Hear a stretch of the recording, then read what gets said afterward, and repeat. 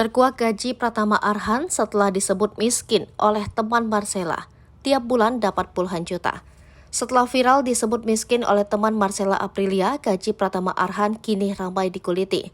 Diketahui saat ini Arhan membela klub Liga 2 Jepang Tokyo Verdy.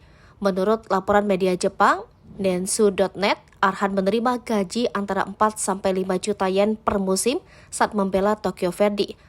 Jika dirupiahkan, nilai tersebut setara dengan 500-600 juta rupiah.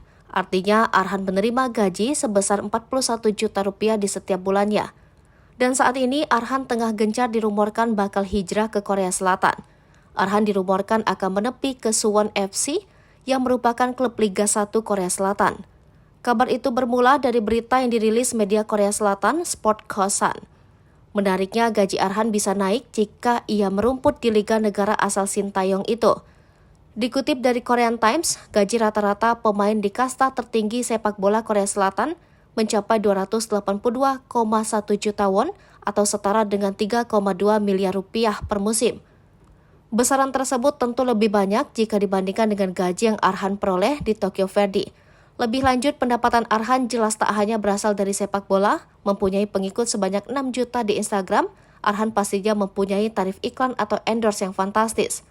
Dalam beberapa kesempatan, Arhan juga terlihat mengunggah postingan yang berisikan iklan.